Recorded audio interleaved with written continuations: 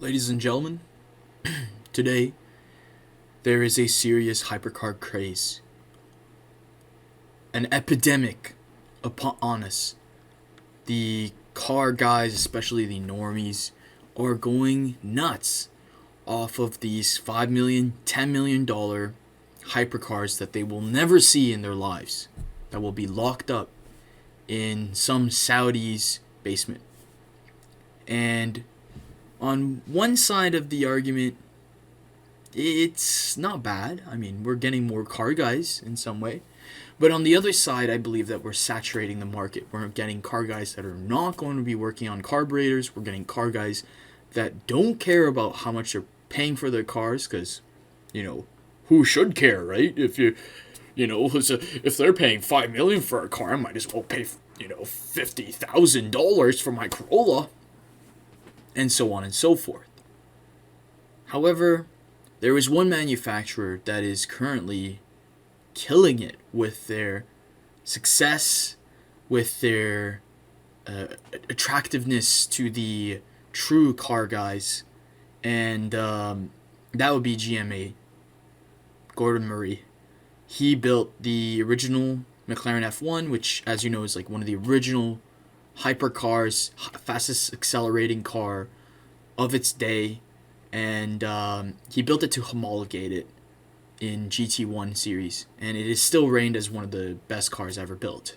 I mean, it's still, I think, top 15 fastest accelerating hypercars or supercars, and I mean, it won a bunch of races back when it was allowed to race, and this is a similar recipe to that. The T.50 basically just takes that and edges it a little bit. If you've seen a couple videos of, Gordon Murray talking about it, you know what I'm talking about. Like, I mean, it's very, very similar. I mean, just looking at it, there's a lot of similarities to it. Just like, just a look to it and the proportions of the car.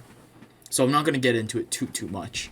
But what's interesting is the McLaren F1 had a bit of a rivalry back in its day against Lotus. So Lotus, they wanted to win the GT1 just like, McLaren and BMW, but they had to go a completely separate way. So when McLaren was building everything from the ground up, because they had the money for it with the F1 fame, Lotus was falling behind and their company was crippling down upon them. And so they had to build something using the tools they had. And so they took an Esprit and they heavily modified it to put in a nice little V8 in the back. So this thing had a lot of competition with some very nice prototype-like cars, and somehow it would keep nipping at the F1's feet. Sometimes it won, not all the time. It had a lot of issues back in its day, and the Elise GT1 kind of took its place right at the end of the series. But the Esprit lived on as a very cool road-going car, the Esprit V8, which in my head is one of the best supercars you can buy today. I mean, it's cheap, it's manual, it has a great little V8, and it's got everything that you want to have with a supercar, right? Like, it's got the right dimensions, built by the right people, and so on and so forth. And it was also much cheaper than the F1. The F1, you couldn't really buy that. There wasn't really that many to sell in the first place. It was too experimental. The Esprit had quite a lot, and so it actually was a pretty good production supercar, which is, obviously a lot of homologation cars are like that, but this one, they sold a lot of them, which was really nice. We're getting the same a deja vu in history as the T.50 is getting a very similar rivalry. So let's look at the specs real quick. Got a 6-speed manual, obviously. Got a beautiful V12 making 650 horsepower. We're not going to talk about the Ram Air stuff, just because it doesn't make any sense to talk about that. 0 to 60 in 2.7 seconds. That's not bad. It's pretty good. Anything under 3 seconds is amazing, in my opinion. And it weighs just under 2,200 pounds, which is incredible. just incredible. But it costs 2.4 million. So let's look at what Lotus has. So Lotus teamed up with Radford, which is a little coach building company, apparently. Never heard of it, but and they're taking old ideas and bringing them anew, kind of like how the Esprit did it, except this time they are going to resto mod a Le Mans prototype from the, I think, 50s or 60s, and they're going to breathe in new life to it, new technologies, and trying to make it a new car. Kind of similar to how Ford the GT did it. And so that's very impressive in my opinion. It's always cool to see a retro-like car. And they did a really good job at it. It's got a 7-speed dual clutch, which is kind of like a rally type dual clutch. It's using a supercharged V6, which makes almost the same amount of power at the top trim, but of course you could tune it, which is a great advantage. This is a Toyota V6, so a lot of people know about these. And 0 to 60 in 2.8 seconds, so similar. And the other cool thing is the weight is just as low. So 2,200 pounds, same weight. Almost the same weight, of course. But the really impressive thing is that they were able to cut down the cost quite a lot. $360,000. That's 7 times cheaper than the T.50. And it almost spec to spec does a great job competing. So obviously they cheaped out on some things. It's not a air car, whatever you call them, the fan cars. It's not a fan car, so it's not gonna have it's not gonna be as aerodynamic. It's not gonna have a top speed just the same.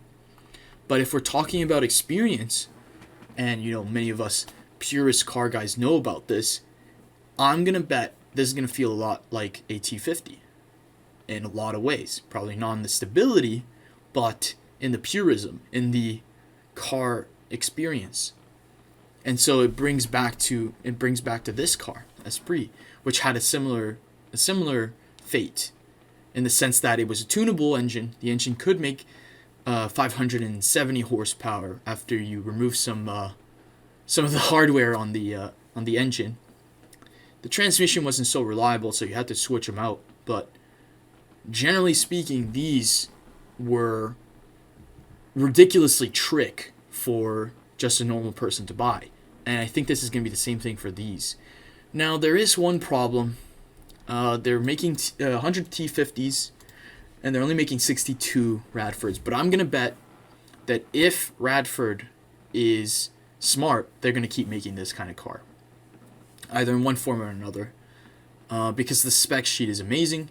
And I think we're going to see a lot more of these on the street than these, because you don't see that many 3 million euro, so like $5 million cars on the street, but you do see a lot of these kinds of cars. Like I see SVJs pretty much every day when I go to work. So I think it's an amazing deal. I would go for this quite a lot more. Okay, yeah, you could buy your Ferrari 458s for this price. You could buy your 488s, or if you want an F8, if you're a Zoomer motherfucker, or you could get a Maserati MC20. That would be my pick if I had to go with one of the big manufacturers. But this thing is going to go up in value. It might be $1 million plus in a couple years if they don't make that many. They look amazing. They probably drive amazing.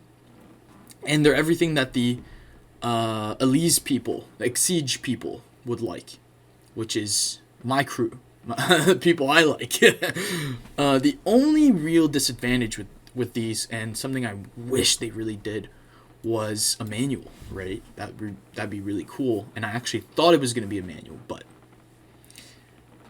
of course you can't have everything in life. But that's just to say that it's incredible how you can get something so trick for so cheap, and it competing against something so expensive. And that's just how it is, how life is. Don't look at the price tag and think, okay, well, you know what? You're paying for quality. No, not always. Sometimes you're 90% of the price is in the 10%, and you rarely notice 10%. You're gonna notice it, like half the no sorry like a quarter of the time that you're looking at it. Let's say that's like, come on, man. You're supposed to drive a car. You're not supposed to freaking look at it. So that's pretty much all I have to say about this, guys and gals. I'm gonna have to go. Hope you guys are enjoying your spring streets right now. Spec Miata season's coming up. I'm excited for that, and I hope you guys have a great spring.